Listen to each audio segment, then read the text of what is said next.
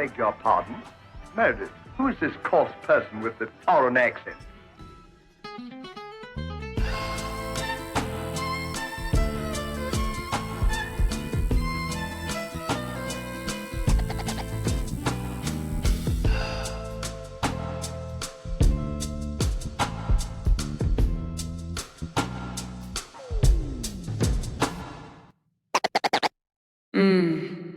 Okay, greetings, summer greetings to everyone.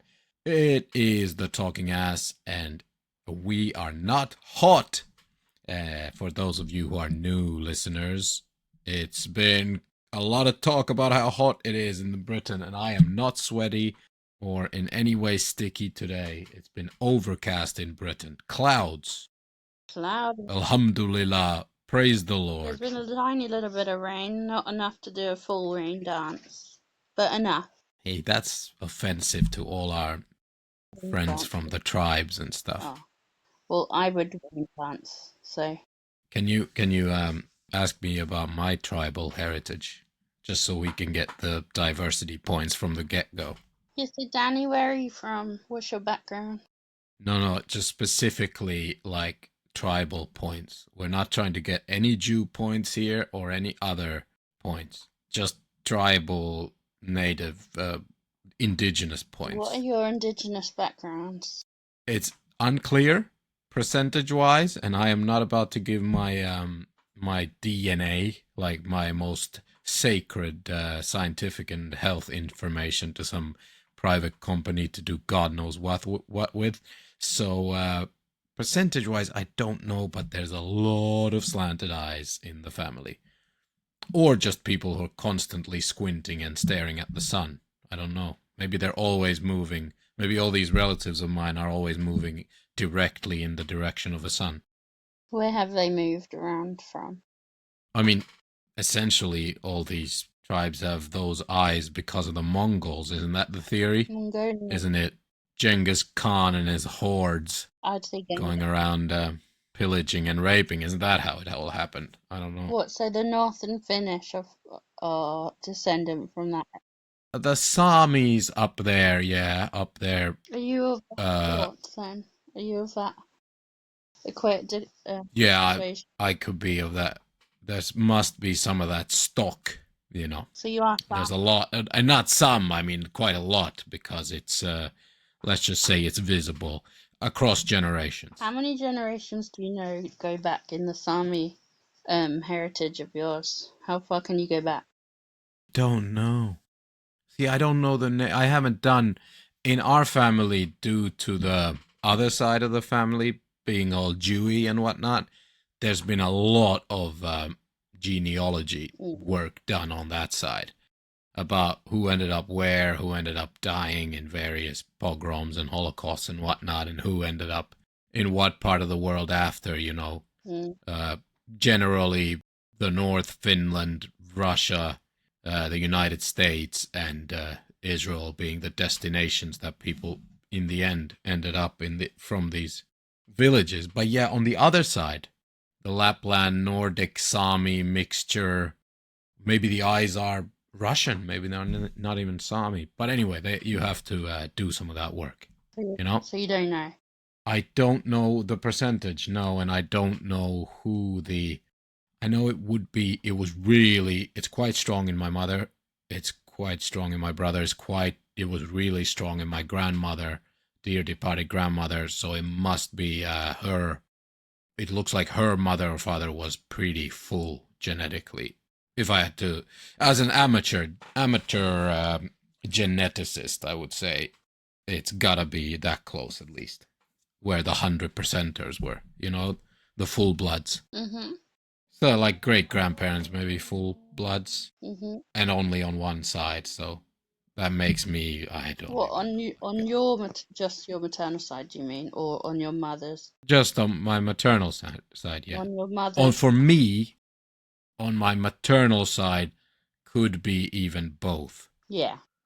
At great grandparent stage, which means what does that mean? Like, honestly, like something like Judaism or even Britishism or being Irish, for example.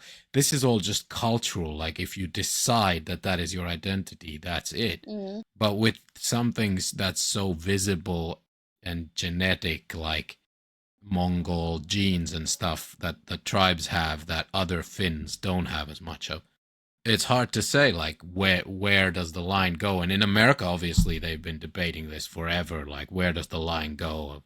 There's been some hilarious cases, right, of politicians and stuff claiming that they're native. It's like 0.5% or something. And even more importantly, culturally, they don't speak a lick of the language or care. Mm. I don't speak the language and never learned it. What language? Because a lot of, like Sami or any of that stuff up there, because a lot of my cultural identity went for the father side of the family, to the other stuff. Therefore, I don't think I had an interest in that. Like, I did care about all the other cultural stuff, the nature up there. Yeah. You know, fly fishing, reindeer raising, that was all really fascinating and cool to me as a child. Hunting to some extent, not much. Yeah, that was all really cool, but language was already not a part of. Everyone spoke Finnish, let's just say, when I was a kid. And In what about the extended family. Is there a religion or anything like that? Yeah, they're like shamanistic type stuff. Yeah. Ooh. I've been to ceremonies as a kid and stuff, but it's more like it didn't have to do with heritage. It was more what tourists would want to go see anyway. Okay. You know what I mean? Speaking of lost members of the tribe or tribal connections of ours, we have a email here. Dear Danny and Sylvia, my name is Gary, and I'm writing to you from the Cayman Islands. Oh my god. Oh my god. Okay, for some context, for those of you who haven't been on the journey from the beginning, there has been this recurring character that we've forgotten about, but we should bring him back, called Gary from the Cayman Islands. He's our money guy, the money guy of this podcast, and generally disapproving of how little engagement and success this thing has on the internet. Anyway, so this guy, I've recently discovered the podcast for obvious reasons, and frankly, I'm not entirely sure what I've stumbled across. I started listening out of curiosity, and now I've somehow made it through several episodes. Nice. I thought I should get in touch and say hello. There's something wonderfully chaotic about the whole thing. But it's us. And I particularly appreciate that you don't seem to take yourself too seriously, or indeed anything else. Mm-hmm. Okay. Anyway, keep up the good work. I'll try to say hello to the other Gary from the Cayman Islands. Real Gary from the Cayman Islands. Yeah, that's all the best. Gary, Cayman Islands. He didn't write from there in his signature. You He just are said Gary, Cayman Islands. a guest of the year, week. Yeah, Day. awesome. That's definitely email of the week, yeah. Yeah. An actual Gary. Because you see, we did have, by the way, another thing we haven't updated in a long time is the countries. And now we've actually cracked the 100. We have listeners in over 100 countries. Yeah. So at some point we did notice that oh my god, the Cayman Islands actually are there, you know? They must be there because some algorithm has realized that we mentioned the Cayman Islands so many times. Cool. You know, and made fun of it. And now Gary's been a victim of the same recommendations. And so yeah. Let's create some more characters and then get the real versions on. Who do I want to hear from? I want to hear from... Well, I obviously replied to Gary already, asking like, "Hey, do you want to actually be Gary from the Cayman Islands?" And like, take so there's someone to call, right? Yeah. When that character is needed. Hey, we'll see. Not every. Who else should we go for? By the way, that's a big celebration that over 100 countries now listen to this. But if we've learned anything during this journey, it is that not everyone likes to be on the idea of being on a podcast, even though they like listening to them. Yeah. Like people have a big threshold putting themselves out there on the internet, even if it's anonymous. Like this guy, Maybe there are only like 4 Garys on the Cayman Islands, so everyone would just be pointing at each other like, okay, 2 of you are involved in this fucking thing now. Can you let us know how many Garys are? Yeah. All right. Hey, do you want to hear the 100 out of the 100 countries that we now have listeners in, or that have listened? They're not all listening to every episode, but we have listeners from 100 countries. Do you want to know the really weird top 5? Yeah, I'd love because we haven't looked at this in a long time. So it's the UK, the United States, and Finland for obvious reasons. Finland's still up there, obviously, because, you know, I bother to actually promote myself in Finnish rather than I never do really in English. I mean, I have appeared on English language podcasts too, but the Finnish ones are much more famous, the interviews. And then there is Canada, which has been up there always, somewhere. And then, you want to know where we're really popular? Number 5, Southeast Asian country, but that we have talked about a full-length episode, and then we've mentioned it a few times, not full-length episode. Some folks are born, silver spoon in hand, ooh, Lord, they help themselves. There was a war there with that kind of music. Yeah, Vietnam. Yeah, number 5, Vietnam. Yeah. And then the usual suspects, Germany, Brazil, Netherlands, and so forth. Right? Yeah. When I should mention Australia, so 3.1% of our listeners are in Australia as well. Nice to hear from you. Good day, mate. Australians, they're attractive, aren't they? As a people. I think Swedish are probably more attractive. All right. I have a couple of weekly Torah portions for everyone. Some learning. Do you want to do Island Corner first or Learning Corner first? Learning Corner. Okay. Have you ever... Okay, this is weird, but do you know what Anabaptists are? No. Baptist, type of Baptist. Anabaptists are like these Christian sects that are like Germanic in origin and have ended up living very... traditionally and not really using much modern technology or so forth and living in these communes. So Amish, Mennonites. So Anabaptist refers to that kind of thing. Yeah. And Mennonites and Amish came up at like this social gathering that I was at not too long ago. And this was in the southeast of England.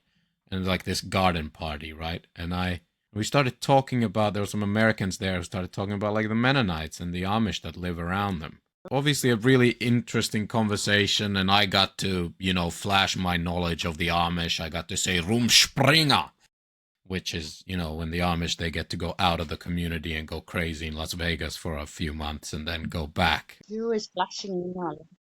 Exactly. So I got to be a fucking know-it-all again. Anyway, so I looked into them, and what was really shocking is somebody asked, well, are there any Amish in England? And then someone instantly answered, yes. And I thought, what? No. That's not a thing, right? So a thing. And, okay, so it is and it isn't.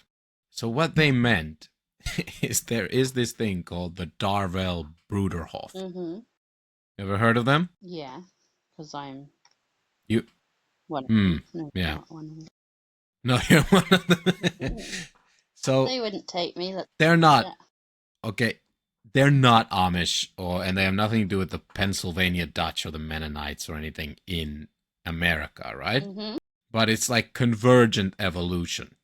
They are Anabaptists, I guess, all of them, and that just means like really old school frugal Christians or something. And the Amish, the Hutterites, Mennonites, and even these Bruderhofs that live here in Robertsbridge, in Sussex, can be considered like part of the Anabaptist family. But other than that, there's not much that separates them. The Bruderhof began in Germany in the 1920s, founded by Eberhard Arnold. Yeah. And they wanted to recreate what they saw as the communal life of the early Christian church, right? They share their possessions and income, which I don't think the Amish do, for example. And they place the community ahead of individual wealth. They were prosecuted by the Nazis, and they were forced to leave the country. They spent some time in Liechtenstein and England, and eventually ended up both in North and South America. Mm. These are the wider Bruderhofs, and then the Darvell Bruderhofs, the Darvell community, was established at Roberts Bridge in East Sussex in 1971 on the site of a former tuberculosis hospital. Whoa. Okay. It has subsequently become the Bruderhof's largest and oldest European community. Oh. Today, it's essentially a self-contained Christian village of roughly 300 people, including families, children, and single adults. Members don't generally own houses, cars, or other significant personal property individually. Income and possessions are pooled, and the community provides housing, food, education, and so forth. The way you may have heard of these people is there's a company called Community Playthings. Mm. And what they do have in common with the Amish is they're good at building stuff and carpentry and like craftsmanship and stuff like that. So these children's, like the high quality like children's playground equipment and stuff, Community Playthings, you see that around sometimes. That's theirs. So that's them doing that. Yeah. And the children attend Darvell School, which is an independent Christian school, obviously. Roughly 4 to 14 years. How Christian is it? Yeah, so here's the thing. The next question, of course, is like, okay, this sounds like a cult.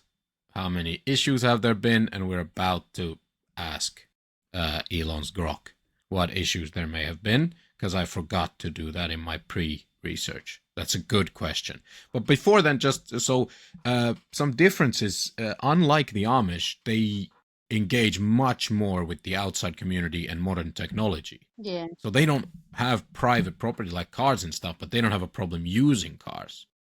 Like the Amish don't use cars, right? And Pennsylvania Dutch have nothing to do with it because they're, again, more like an umbrella term for an origin. It's a mistranslation. It comes from Pennsylvania Deutsch. So Dutch is they're not from Holland. They're from Germany. People who came to Pennsylvania from Germany, which includes some very traditionally living people and not so much. So it's more of an umbrella term in Pennsylvania. And by the way, they're like hundreds of years of, as I said, convergent evolution. Like they arrived at a similar lifestyle, but the Bruderhof started in 1920.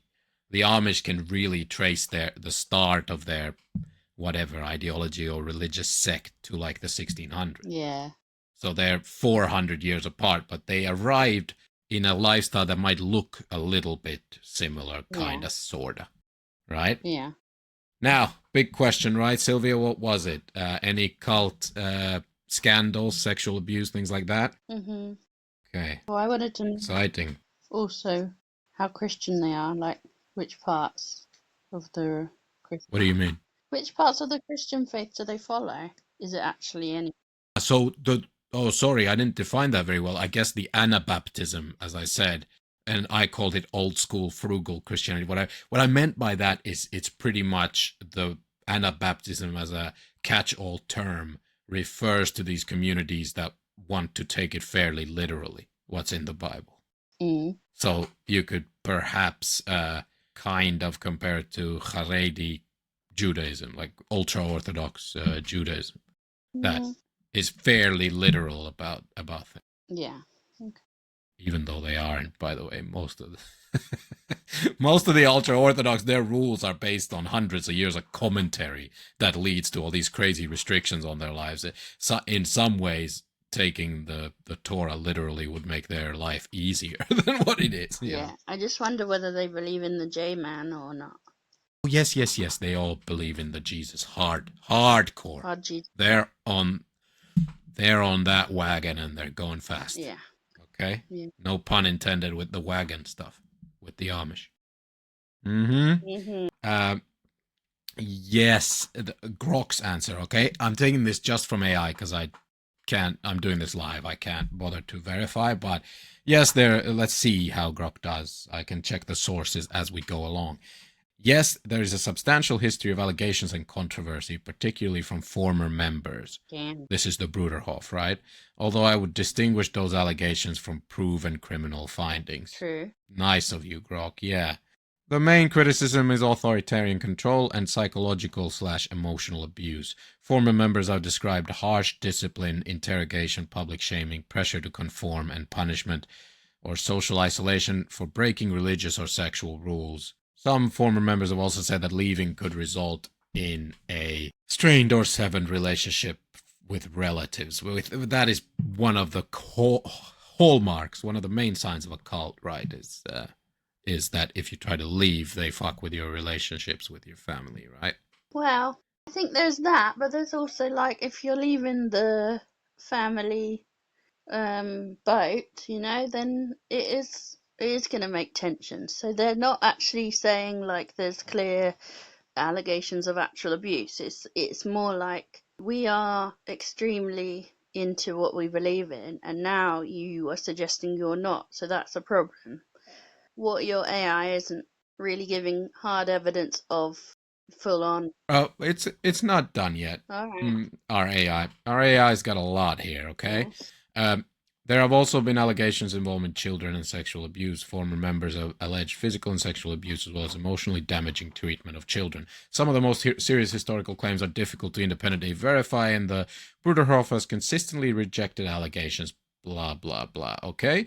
The most significant UK coverage was a 2020 BBC Inside Out investigation, which included former community members describing experiences they regarded as abusive. One former member alleged that she was subjected to an attempted exorcism following a mental health crisis. Another described being publicly shamed as a teenager over relationships with boys. Mm-hmm.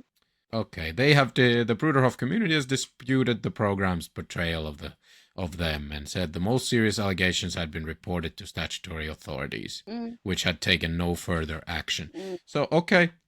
Of course, there's a debate over whether cult is an appropriate description. Of course, that's what we, I guess, are debating here, kind of. Although I'm just bringing this up as an interesting group of people that most, maybe even British people in the area don't know about, right? Yeah. Let alone people elsewhere.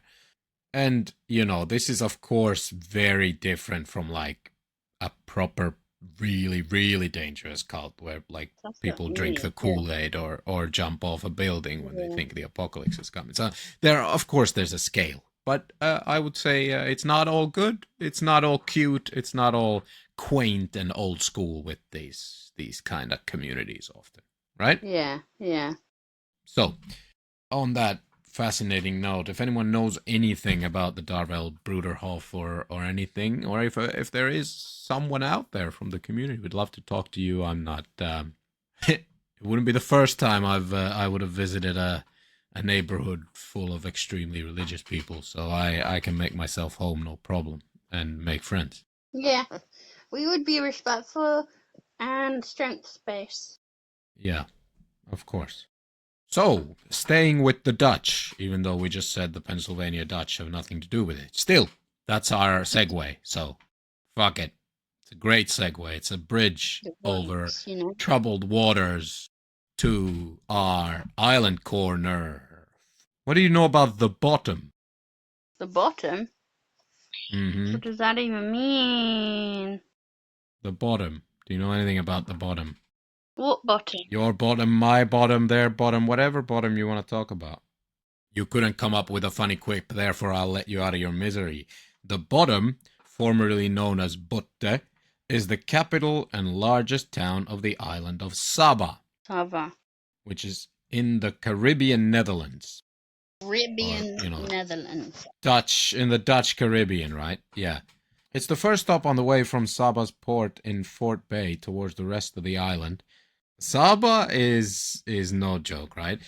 There might be further island corners with some of its neighboring islands because they have interesting histories too. But it's the smallest special municipality, meaning basically overseas territory of the Dutch Empire that still remains. And it largely consists of a dormant volcano called Mount Scenery, which is a really good name for a mountain, especially since it's the entire scenery of what you can see. Yeah. It's just ocean and this one thing. And at 870 meters, it's the highest point of the entire kingdom of the Netherlands. So there you go. Free trivia / bar trick for anyone out there. If you can promise people you can get like $1 million if you know what the highest point of the Netherlands is. It's a very country. It probably wouldn't take much to be the highest point, to be honest. That's true, right? Because the Netherlands is very flat. So, yeah, so Mount Scenery is by far the highest point of the entire kingdom. The island lies in the northern Leeward Islands, right? And there's the Leeward Islands is in the West Indies, blah blah blah, southeast of the Virgin Islands. Like this is all Paradise Island territory, and obviously together it forms the Caribbean Netherlands with Bonaire and Saint Eustatius, which are a couple of islands we also need to look into maybe in the future. But let's stay on Saba. The towns and major settlements are the Bottom, the capital, Windward Side, Zion's Hill, and St. John's. So quite biblical, except the bottom. The bottom. Seems to be quite literal, like the bottom of the mountain or the bottom of the valley, right? Yeah. So the history inhabited around 3,300 years ago. Earliest known site of Plum Peace dates to approximately 1300 BC. Wish. That's old. Yeah. The island's isolation and rugged terrain suggest that early settlers possessed advanced maritime navigation skills, likely originated from South America. So they were natives here, right? They made potteries, tools, and sculptured objects and everything from shells, animals, bones, and coral. So there were real inhabitants here. The main occupation seems to have occurred, though, between AD 400 and 1450, and that would probably be right before Whitey showed up, and Whitey's diseases killed everybody off. As usual. No bad. Yeah, Christopher Columbus sighted it in 1493, but he didn't land on the island. A group of shipwrecked Englishmen landed in Saba in 1632. Damn. So, I wonder, there's no mention of it here in a short summary, but I wonder, did those Englishmen encounter, like, the natives of Saba? Because that's like some, what's his name, Mel Gibson shit. What's that movie Mel Gibson did about, like, the whole movie that is about Aztecs fighting, or Incas or something fighting with each other, and then suddenly the fucking Spanish show up. Have you seen that? Something of gold. No. Oh, what is it? We have to recommend this to people. Is it? Because I love that. That's a great film. No. It was like in the 90s or something. I know what you mean. Apocalypto, 2006. Yeah. I don't think Mel Gibson's in it. I think he directed it or whatever. Yeah, it's him. Yeah, really cool movie, and I mean, he's a fucking insane, really mentally unstable anti-Semite. What do you say? I said shame about the anti-Sem. Yep. Back to Saba, okay? Yeah. Saba's major industries, sugar, indigo, rum in the 18th and 19th centuries when the Dutchmen were there, right? Yeah. Enslaved people were important from Africa, obviously, for these purposes, to grow all this stuff for free. Slavery as a business idea really does work, doesn't it? As long as they don't revolt and, like, kill you and take all your shit. But for a while, as a business, there's a lot there, you know? Well, if you think it's still kind of carrying on with animals, you know? Mm-hmm. Yeah. Yep. And proper Pirates of the Caribbean in Saba. Because England at the time used to deport undesirable people. So Trump voters and shit. No, those were deplorables. What are undesirables then? Oh, like boat migrants to live in the Caribbean colonies, and some of them also became pirates, and a few took haven on Saba. So it looks like a Pirates of the Caribbean like movie scene, and it was one. Well, yeah, it would. One notable Saba pirate was called Hiram Beeks, who was the son of the Dutch counselor of the island.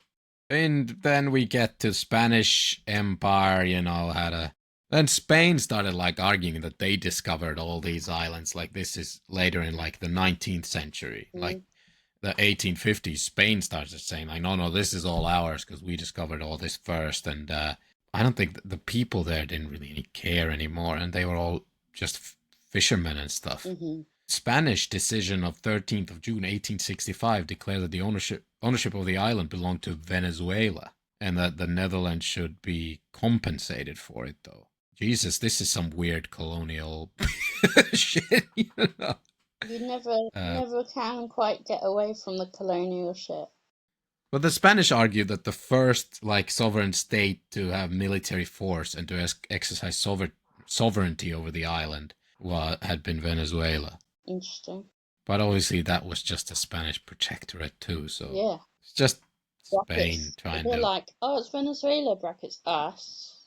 Me. There was a lot of like desperation vibes in all of these empires as they slowly died away, right? Yeah. With just strange, like in the 19th century already, all of this smelt like really from another era. Like, what are you saying? Why are the Spanish deciding whether this is Dutch or Venezuelan? Like, this is just weird. But well, in the end, it's Dutch today, so like we never resolved any of that, right? No. Yeah. There's something called the road. It's a cement road that connects all the villages of Saba. And it's also called the road that couldn't be built.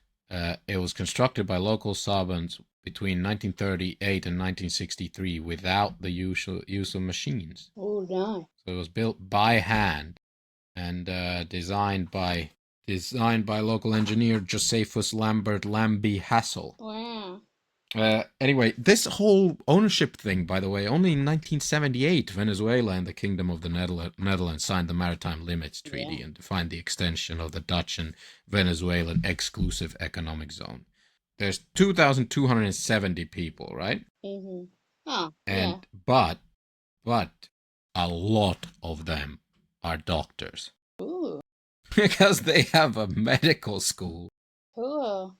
Would you like to ask why is there a medical school in Saba? Yeah, why? What is it affiliated with another school, or is it literally the school of Zava? Like, what is it? Well, it's mostly actually like American and Canadians who couldn't get into medical school in their own countries. Oh yeah, and still is it cheaper? Yeah, so it's North American accredited. I don't even know if it's that much cheaper, but it generates revenue for all these countries. There's a lot of islands, North American islands, so Caribbean islands that have medical schools. That sounds really There's good. also the medical school West Indies. They're all really good, right? So yeah, because they get all the people who couldn't get into like their local medical school, they can get to live on an island for a while and do U.S. accredited medical degree. Lots of people going to Eastern Europe to do medical courses as well. Yeah. So Saba Island Airport, it would take over 2 days. No, at best 24 hours to get there. And only £1,000. That's not bad. Yeah, really isn't that bad. So it's not that remote. What's that? You have to stop at other places. You can't travel for 24 hours. It's not direct. Mm-hmm. I don't think there's that big of a market of flights. But wildlife, rich terrestrial and marine wildlife, globally significant red-billed tropic bird colonies, endemic reptiles like the Saban anole and Saba black iguana. Saban anole is a lizard, and Saba black iguana is a striking melanistic form of iguana native to the island. So these are only live there, unique. Red-bellied racer is a rare ground snake native only to Saba and neighboring St. Eustatius Islands. Cool. And lots of different bats and stuff. Fish and sharks, turtles and rays, beautiful marine life. But that's that. I think obviously highlights is the medical school, the town called the Bottom, and the road called the Road, and the highest point in the Netherlands is on Saba Island. These were highlights. Any questions? Any war bases at any point? Oh, yes, we forgot. Geopolitical importance. No resources or any like rare earths to mention. Not enough to mention really, or oil or anything. Strategic territorial positioning, I guess, back in the day for the Netherlands. Lack of easy landing spots made it virtually unassailable. This is in history with oldie worldy pirate technology. They were safe there because it was difficult to attack. Yeah. So buccaneers and privateers and pirates. Yeah, like any treasure and thing. Between 1632 and 1816, sovereignty over Saba shifted 12 times between the Dutch, British, and French as European powers fought for supremacy in the sugar and trade-rich Lesser Antilles Islands. Yeah. Right. From 1816, it's been Dutch officially. We weren't very clear about that. But so modern importance, it's just, I guess, for the Dutch to maintain their empirical posturing that they're still important. Do they use euros? No. Interestingly, they use the United States dollar because I suppose all their trade happens in dollars and all these fees for this medical school happen in dollars. So yeah, and you can get your dollars from the Royal Bank of Trinidad and Tobago in Windward Side and the First Caribbean International Bank in the bottom. So you can get them from your bottom. Yeah, get them up your. Dig them. Yeah. And pull them out of the bottom. Coming out your bottom. And what about their sports interests and any particular religion? Nah, we're not gonna look at who cares about religion. Sports, cricket, obviously. They're gonna be cricket, right? A big guess, or is that knowledge? No, I'm confirming it now. I mean, obviously it's cricket. How do you know? All those islands are crazy about cricket, Sylvia, aren't they? Are they? No, they're not, Oh. is the answer. Soccer, kickball, football, basketball, volleyball, softball, and outdoor adventure activities like hiking and scuba. They're very Americanized, it seems, right? Because it's maybe due to the influence of the medical school. Yeah. No cricket, huh? Why were you into cricket about this? Why did you think it was cricket? I don't know. Because it's not. Is it West? It's not West Indies, is it? No, I thought that's what I just always think of West Indies, but they have British influence. This is Dutch, so no, of course it's not cricket. It should be like Dutch activities, like group sex, strange leather outfits, wooden clogs up your arse, that kind of. If we're going for that Dutch one, things. you'd be like windmills. Like group sex in wooden clogs inside windmills with members of your family and animals. There you are. And while on a lot of drugs. That's a Dutch kind of vibe, isn't it? Legal. Yeah. All right, Sylvia, I have a book corner to end with. Nice. What do you want? Me first? Don't worry about it. Maybe you'll be inspired by this. I'll go first. Book club, quickly. I reread something I read years and years ago, and it is still a brilliant read. Don't read only that book about this particular war, but read 6 Days of War by Michael B. Oren. I think it's something like how 6 Days in June changed the modern Middle East, or something like that, whatever. Still very relevant today, but I think it was written in the early 2000s, maybe, or something like that. Mm-hmm. Anyway, it shaped the Middle East very dramatically, and the storytelling is fantastic, so read that. Nice. What about Sylvia? Well, I've been listening to a book called The Women, and I think it'll be 4 different women or 3, but at the moment we're on Frankie, who is in fiction, I believe, but it could be true, I'm not sure, but is in Vietnam as a nurse, and that was a really good perspective, because you think of Vietnam as such a male space, so it was quite nice to hear about. The whole book is about heroic women, and so this is quite an interesting one. Like, and she had to arrive in her uniform and heels and stuff, and then as soon as she gets there, the others are like, no, you don't have to be wearing that, and then she's in a medical hospital in Vietnam, so it's quite interesting. Excellent. All right. Hey, thank you very much. Click the internet buttons and so forth. And if anyone's wondering why there was no guest again, I'm just switching it up. Sometimes there's 2 guests in a row, no bonus episodes. Sometimes there's 3, no guests. I have a couple of guests in the bank, but I didn't feel like it's too summary. They're more serious topics. Whatever. It wasn't the vibe.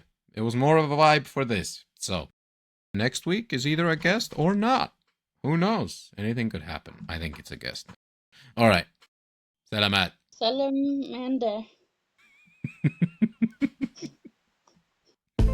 Now, if you enjoyed this episode of The Talking Ass, remember to rate, review, follow the show for more of this weirdness, and share it with a friend, enemy, neighbor, relative, lover even.